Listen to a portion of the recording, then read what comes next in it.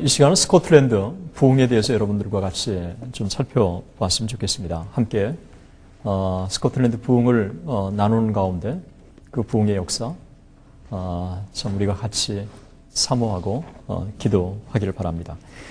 로버트 맥체인이라고 하는 한 인물이 그 부흥의 주역으로 1839년에 그 스코틀랜드 부흥을 일으키는 아주 귀한 도구로 쓰임을 받습니다.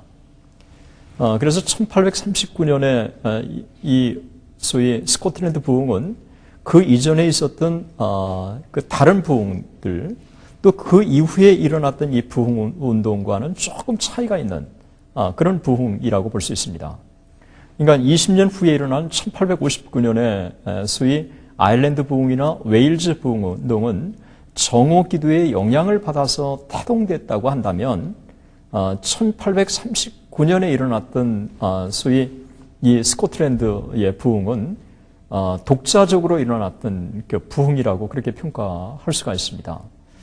이제 부흥이 일어났을 때마다 그 부흥의 역사들을 정리하는 이 책들이 있어서 저 같은 사람에게는 큰 연구에 도움이 되는데 그 이전에 소위 1859년에 아일랜드에서 일어났던 이게 놀라운 부흥의 역사 이와 관련해서 두 권의 책을 좀 간단하게 소개를 한다면 그 1859년에 울스터 리바이벌에 대한 역사를 쓴 것입니다. 그러니까 The Year of Grace, 은혜의 해라고 하는 소위 윌리엄 깁슨이 쓴 책인데 아주 소위 아일랜드 부흥에 대해서 너무 잘 정리를 했습니다. 그리고 그 아일랜드 부흥이 일어난 지 꼭 100년 후인 1959년 그 웨일즈 그 아일랜드 부흥 운동을 이 100주년을 맞아가지고 사모하면서 이 존 칼슨이라고 하는 사람이 God's River in Spades 그래서 소위 부흥의 이 강력한 역사를 정리한 책이 있습니다. 아주 소위 학적으로 또 영적으로 이 아일랜드 부흥 운동을 잘 정리했습니다. 그리고 1859년에 웨일즈에서 일어났던 이 부흥 운동은 이 토마스 필립스라고 하는 사람이 제가 볼 때 가장 잘 정리했는데 그 더 웰스 리바이벌이라고 그래가지고 그 웨일즈 부흥 운동의 이 기원과 아주 발전에 대해서 아주 잘 정리를 했습니다. 그 1859년에 이 부흥의 웨일즈 부흥 운동의 역사는 이 책만 가지고도 제대로 다 소화할 수 있으리라고 생각합니다. 그러니까 오늘 로버트 맥체인 그에 대해서 같이 나눴으면 좋겠는데 그에 관한 책들이 참 많이 있는데 그 중에서 제가 몇 가지를 좀 가지고 왔습니다. 그 앤드류 이 보너라고 하는 사람이 쓴 로버트 머리 맥체인이라고 하는 이 책입니다. 이 짧은 책이지만 맥체인의 사상과 아주 삶 그의 설교를 아주 잘 집약을 잘 했습니다. 그리고 로버트 머리의 맥체인 직접 그의 원자료 설교들을 모은 작품들이 상당히 많이 출판되고 있는데 소위 이 원자료에 소위 맥체인의 그 뜨거운 설교를 피부로 접할 수 있는 좋은 책입니다. 그리고 맥체인의 소위 전기라고 할 수 있는 책이 그 앤드류 보너라고 하는 사람이 정리해서 나왔습니다. 그래서 이 모든 것들을 통해서 맥체인의 일대기를 잘 정리할 수가 있는데 오늘 저는 소위 이 맥체인 그리고 그와 더불어서 스코틀랜드 부흥의 주역으로 쓰임받았던 찰머스 번스라고 하는 이 두 사람을 쭉 같이 좀 살펴보면서 그 스코틀랜드 부흥에 대해서 한번 우리가 짚어보도록 하겠습니다.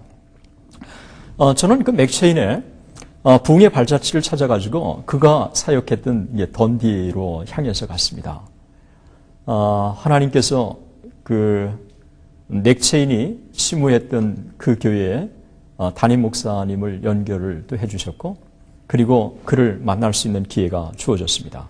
그래서 맥체인이 사역했던 던디 성 베드로 교회는 정말 감사하게도 그대로 보존되어 있었습니다. 그곳에는 소위 맥체인의 시신이 묻혀 있었고 교회 안에 이렇게 딱 들어가자 그가 사역했던 당시에 강대상 의사 일부가 남아 있었습니다. 아마 여러분들도 같은 생각이겠습니다만 저는 강대상을 한번 손으로 만져보고 또 그가 남긴 의사에 앉아보고 그리고 맥체인이 외쳤을 때 가득 찬 청중들이 얼마나 눈물을 흘리며 그의 메시지에 반응했는가를 제가 상상을 쭉 해봤습니다. 교회에 담임 목사로 있는 그 로버슨이라고 하는 소위 스코틀랜드 목사님이 계십니다. 맥체인에 대해서 지금 에딘버러 대학에서 박사학위 논문을 쓰고 있고 그리고 맥체인이 심호했던 그 교회를 맡았다고 하는 이 자긍심이 그의 가슴을 불타오르게 만들었고 그리고 그 영광을 재현하기 위해서 꿈꾸고 있는 이 로버슨이라고 하는 사람을 통해서 소위 맥체인의 또 역사를 쭉 사전에 제가 개인지도 또 받을 수 있는 기회가 주어졌습니다. 그가 제게 소위 성 베드로 교회의 그 엽서를 하나를 딱 건네줬습니다. 그 엽서 두 편을 딱 보니까 이렇게 엽서에 쓰여 있습니다. 던디 세인트 스트리트에 소재한 성 베드로 교회는 1836년에 건립되었다. 제1대 목사인 로버트 머리 맥체인은 스코틀랜드가 지금까지 배출한 가장 탁월한 설교자와 유능한 작가 가운데 한 명이었으며 29살 때인 1843년 세상을 떠났다. 29살에 세상을 떠났다고 하는 딱 이 문구가 50대 초반에 들어간 제게 참 숙연해지게 만들었고 또 하나님께서는 연령을 초월해서 위대한 역사를 이룬다고 하는 사실을 제가 새롭게 발견했습니다. 1836년 그의 나이 23살 때 성 베드로 교회에 부임을 합니다. 이 맥체인이 어떤 사람이 있는가를 잠깐 좀 살펴보는 게 좋을 것 같은데요. 1813년 5월 21일 에딘버러 더블린가에서 태어납니다. 그러니까 18살 때인 1831년 11월에 에딘버러 대학교에 신학부를 진학을 합니다. 그리고 학교에서 재학하고 있는 동안 조나단 에드워즈가 쓴 데이빗 브레이너드의 소위 전기를 읽습니다. 이 전기가 그의 가슴에 마치 스파크처럼 놀라운 불을 일으키게 되고 그도 역시 데이빗 브레이너드처럼 짧은 생애를 살지만 하나님 앞에 정말 촛불처럼 자기 온몸을 불태우더라도 성령에 사로잡힌 사람이 됐으면 좋겠다라고 하는 이 가슴 불타는 진한 감동을 받게 됩니다. 그 전기를 읽으면서 영적인 훈련과 신학 훈련의 균형을 그가 추구하게 됩니다. 단순하게 신학으로만 배우지 않고 그 신학이 살아있는 학문이어야 된다고 하는 것을 그가 느끼면서 하나님 앞에 경건 생활을 게을리하지 않습니다. 역시 위대한 힘의 원동력은 단순한 신학이 아니라 경건이 뒷받침될 때 나온 것처럼 그가 무릎을 꿇고 하나님 앞에 기도하면서 하나님이 그의 가슴에 불태우기 시작합니다. 소위 맥체인이 던디의 목회자로 부임했을 때 이 던디는 산업화가 한참 진행되고 있을 때예요. 이게 던디뿐만 아니라 소위 대도시가 마찬가지처럼 산업화가 일기 시작하면서 사람들이 도시로 막 몰려들기 시작할 때였습니다. 그러면서 자연스럽게 이 산업화는 머티리얼리즘, 물질주의를 낳게 되기 시작하고 영적인 가치 중심의 이 스코틀랜드가 소위 이 물질을 추구하는 이 세상 가치 중심으로 서서히 바뀌어지기 시작하는 것입니다. 이런 시대적인 정황 속에서 맥체인이 시대를 가슴에 품고 정말 경건 훈련을 게을리하지 않으면서도 에딘버러 명문 그 신학부에서 신학 훈련을 딱 받으면서 그가 던디에 딱 부임한 거예요. 비록 약관 23살이었지만 그의 가슴은 성령으로 불타오르기 시작했고 그리고 그의 메시지가 많은 사람들을 감동시키기 시작한 것입니다. 그래서 이 던디에 부임하고 나서 사회적인 조건이나 교육과 문화적인 변혁, 이 정치적인 변화가 급속하게 진행되고 있는 가운데 이 맥체인이 뜨겁게 이제 이 복음을 전하기 시작합니다. 그런데 이 맥체인에 있어서 한 가지 우리가 두드러진 것 중에 하나는 이 지역에 그가 부임하고 나서 하나님 앞에 제일 먼저 하는 것 중에 하나가 뭐냐 하면 신구약 성경을 균형 있게 설교하기 시작합니다.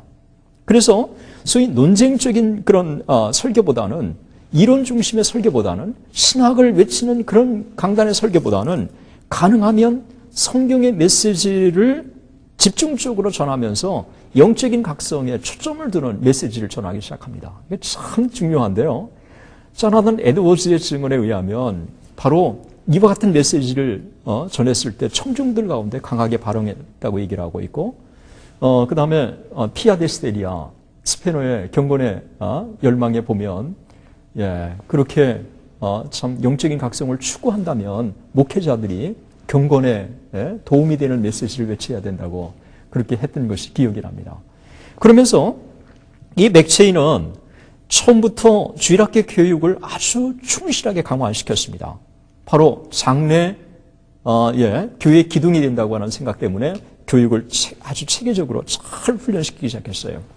그가 23살에 부임했지만 이 젊은이의 리더십 아래 이 성베드로 교회가 금방 달라지기 시작한 것입니다. 역동적으로 바뀌기 시작한 거예요. 그러니까 주일 예배 외에도 성경 공부의 시간을 가졌고 화요일 저녁에는 청년들에게 신앙교육을 시켰고 그리고 목요일에는 정기적으로 기도회를 열었습니다. 그러니까 말씀을 교육하고 설교를 하고 기도회를 하고 소위 우리 가운데 뜨겁게 일고 있는 그 교회의 모습들을 이 맥체인이 그대로 이 던디라고 하는 이 지역에서 그대로 실천에 옮긴 것입니다. 던디 지역에 놀라운 부흥이 1839년 2월에 이르러서 임하게 되고 소위 맥체인이 심호하는 성베드로 교회는 그 주변에 큰 영향을 미치게 됩니다.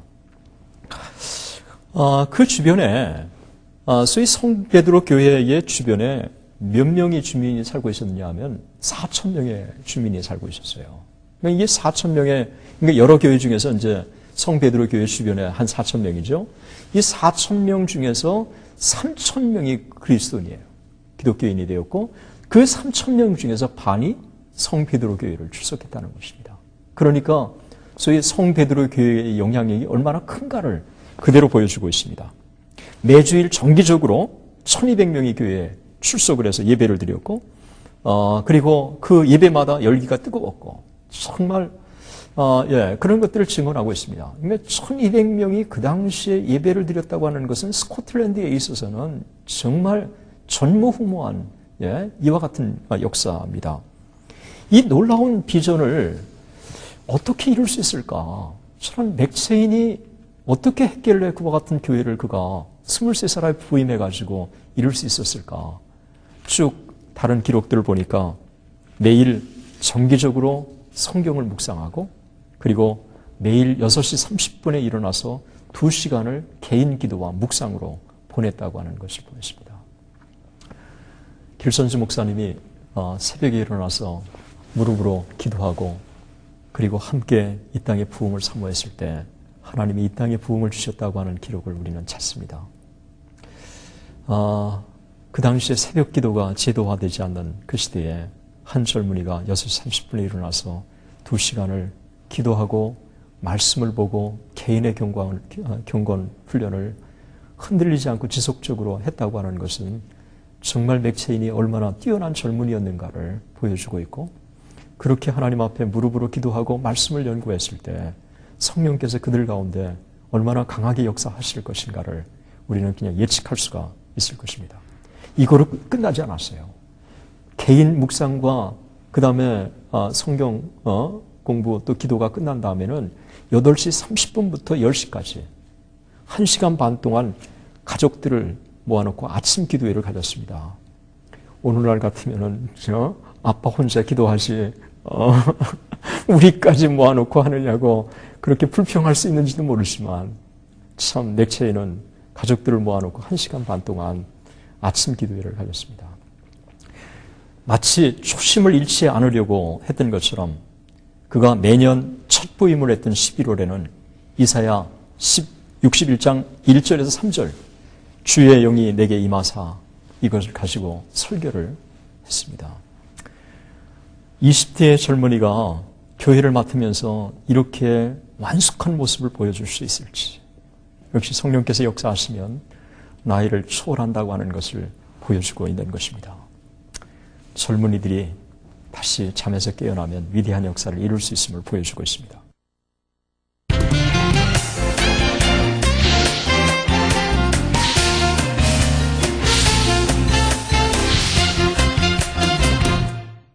맥체인의 능력 있는 이 목회 사역은 스코틀랜드 부흥의 아주 중요한 밑거름이 됩니다.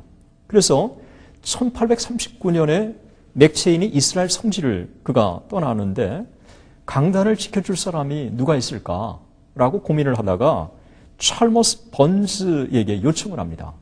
그래서 이 찰머스 번즈에게 내가 이스라엘 성지 훈련을 가는 동안에 내 강단을 지켜줬으면 좋겠다. 와서 메시지를 전해줘달라. 그렇게 부탁을 합니다. 이 찰머스 번즈가 선교 사역을 준비하고 있다가 그 던디의 성 베드로 교회에 와서 강단의 부름을 받고 스코틀랜드 부흥을 위해서 아주 귀한 도구로 쓰임을 받게 되는 것입니다. 이 번즈가 어떤 사람이냐면 1815년에 출생해서 17살 때 극적인 회심을 경험하게 됩니다. 그리고 1834년에 에버딘 대학을 졸업하고 1839년 3월 달에 강도사 자격을 취득한 그 다음 달 4월에 성 베드로 교회에서 첫 설교를 하게 된 것입니다. 그의 첫 설교는 첫 설교라고는 믿어지지 않을 만큼 매우 힘이 있었고 능력으로 충만했던 것입니다. 그러니까 설교가 연습이 아니라 은혜를 받은 사람의 이 메시지는 그 첫 번째 메시지라고 할지라도 회중들을 감동시키는 것처럼 아주 강력한 성령의 역사가 그들 가운데 이제 있었던 거죠. 그렇기 때문에 그 깊은 인상이 있었던 번지기 때문에 그를 초청해서 강단을 맡아달라고 이제 부탁을 했던 거예요. 1839년 7월 16일 아버지 성찬식 집례를 돕기 위해서 길시스에 갔다가 월요일에 시편 110편 3절을 가지고 그가 아버지가 심호하는 교회에 설교를 합니다. 이때 회중들이 눈물을 흘리고 통회하고 죽은 사람처럼 바닥에 쓰러지는 역사가 아주 강력하게 일어납니다. 이 성령의 강권적인 역사 속에서 3주 동안 그곳에 머물면서 집회를 계속하고 성령께서 그들 가운데 강하게 임하셨습니다. 이게 참, 이게 부흥이 일어나는 곳마다 참 놀라운 것은 무디도 마찬가지지만 가서 어떤 곳에 집회를 인도하고 성령이 강하게 역사하실 때 그곳에서 약정되지도 않았는데 그냥 계속해서 집회를 연 거예요. 사람들이 모여들기 시작하고 매일 저녁 많은 사람들이 감동을 받기 시작하면서 부흥의 불씨로 하나님이 사용해 주시는 경우가 많은데 이 경우도 소위 그가 집회를 열면서 많은 사람들이 주님께로 돌아서는데 그 가운데 성령의 역사가 거기에 계속되는 것입니다. 그가 8월 8일 수요일 던디로 돌아와서 이 번지는 길시스에서 일어난 부흥의 역사를 던디에 그대로 전해줍니다. 성령께서 어떻게 그들 가운데 역사했는지 이미 그 길시스에서 일어난 부흥의 소식을 던디에서도 듣고 있었던 차에 번지가 그 이야기를 하고 메시지를 외치자 그 참석한 많은 사람들이 큰 은혜를 받습니다. 이게 첫 예배가 끝난 다음에 길시스에서 일어난 일을 들려주고 원하는 사람이 예배 후에 남으라고 하자 약 100명이 남았습니다. 주일날 우리가 메시지를 전할 때 성령께서 무리들 가운데 역사할 수도 있습니다.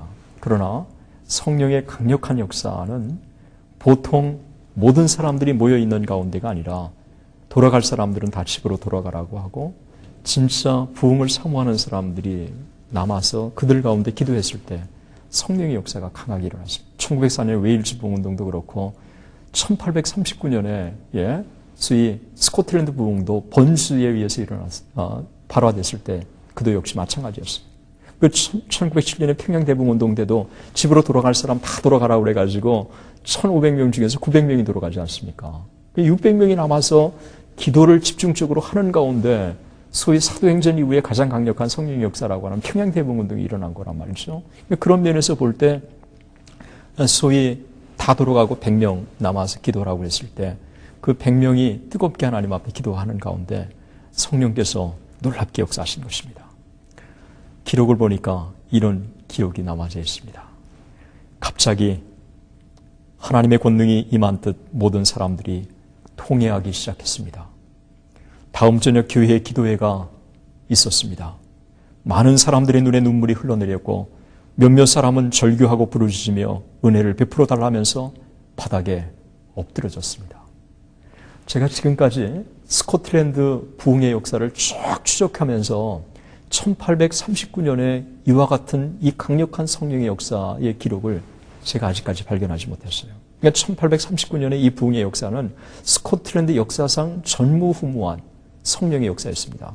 존 낙스에 의해서 강력한 메시지가 던져진 이후에 소위 부흥이라고 하는 말을 쓸 수 있을 만큼 부흥의 이 강력한 성령의 역사가 그들 가운데 임하게 된 것입니다. 맥체인이 성지에서 딱 돌아왔을 때 성 베드로 교회 안에 자기가 그렇게 사모하던 부흥이 일어나는 것을 쫙 보면서 흥분을 감추지 못했어요. 그러니까 참 여러분, 이 부흥에 이 사모하는 사람들은 사실 자기가 부흥의 불씨를 던져주고 싶지만 그렇지 않고 다른 사람이 부흥의 불을 던져줘서 부흥이 일어난다고 할지라도 그 부흥을 감사했어요. 정말 이게 이 부흥의 역사에 있어서 성령의 역사고 성령의 역사 속에서 정말 우리가 소위 주역으로 쓰임받는 세상적인 경쟁 관계가 사라지고 있다고 하는 것들을 보여주는 것입니다. 이 번지를 통해서 부흥의 불씨가 일어나고 있다고 하는 것에 대해서 이 맥체인은 너무너무 감사하면서 계속 그와 같은 성령의 역사가 자기가 심호하는 던디에 성 베드로 가운데 지속되기를 사모하면서 그렇게 하나님 앞에 무릎을 기도하고 그렇게 목회를 쭉 이끌어 갔습니다. 이 같은 역사가 그 후에 수주간 매일 저녁 번지가 인도하는 기도에서 계속되었고 그리고 맥체인이 돌아왔을 때 영적인 각성운동이 점점 더 폴폴 타오르기 시작한 것입니다.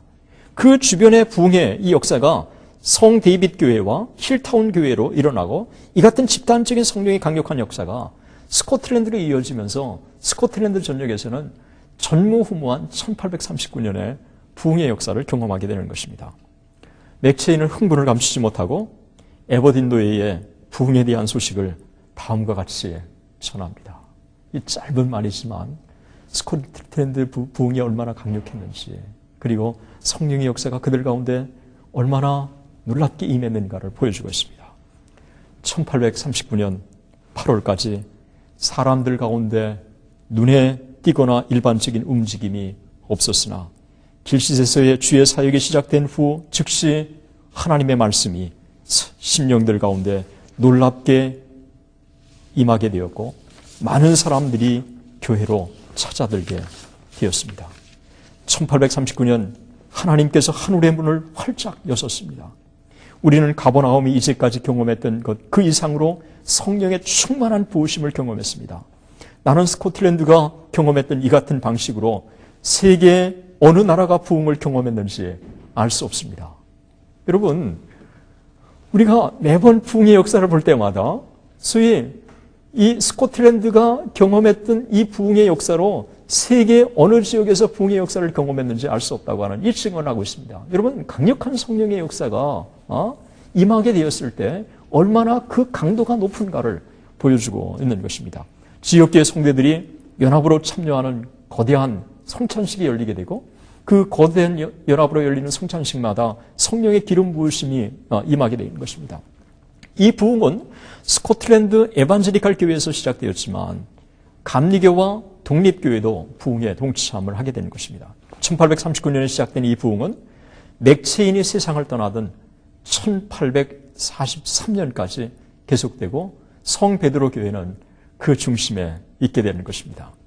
성 베드로 교회에서 시작한 이 부흥의 영향은 던디 전도시를 완전히 압도하기 시작하고 이 전도시를 바꾸기 시작합니다. 우리가 잘 아는 존 칼빈을 통해서 제네바의 개혁이 일어나게 됩니다. 이 제네바의 성령의 놀라운 역사. 그래서 이 제네바가 소위 새로운 도시로 바뀌게 되는데 제가 스코틀랜드에 갔더니 이런 증언을 합니다. 그 당시에 던디는 북부의 스코틀랜드였다. 북부의 스코틀랜드였다라고 증언을 합니다. 소위 맥체인을 통한 번지를 통한 강력한 성령의 역사가 소위 던디에 임하면서 이 던디가 말 그대로 성시화가 된 것입니다. 성령의 강력한 임재 속에서 사회개혁이 수반되면서 엄청난 변혁의 역사가 이 던디 지역에 불타오르기 시작한 것입니다. 40대 초반의 젊은 스코틀랜드 목회자 로버슨이 그 영광을 재현하기 위해서 그 몸부림을 치고 있습니다. 그는 이렇게 증언합니다. 1992년 제가 이곳에 부임했을 때 7명의 교인들밖에 없었습니다.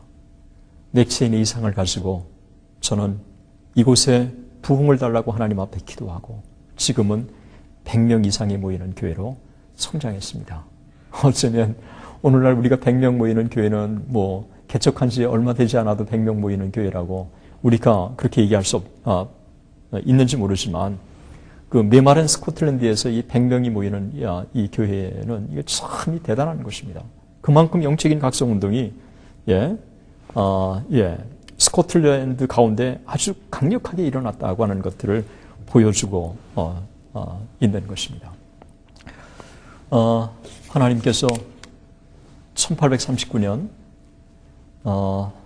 그 던디라고 하는 한 도시 안에 번즈와 맥체인을 통해서 영적인 대각성을 주시고 그래서 북부의 제네바로 그 도시를 바꾸어 주셨던 것처럼 성령이 임하면 하나님께서 한 개인을 변화시키시고 또 가정을 변화시키시고 교회를 변화시키시고 그리고 한 도시를 변화시켜 주실 것입니다.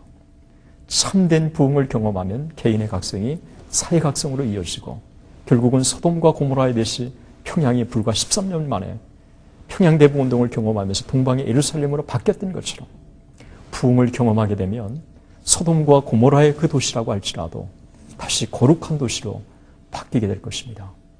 던디, 북부의 예루살렘. 이제 우리에게 있어서 우리가 살고 있는 이 지역, 이제 북부의 제네바라고 불린 것처럼 우리가 살고 있는 도시, 남한의 제네바 혹은 또 서울 지역의 또 제네바라고 하는 그 이름을 우리가 들을 만큼 부흥의 강력한 역사를 경험했으면 좋겠습니다. 우리 모두 거룩한 꿈을 함께 꾸십시다. 감사합니다.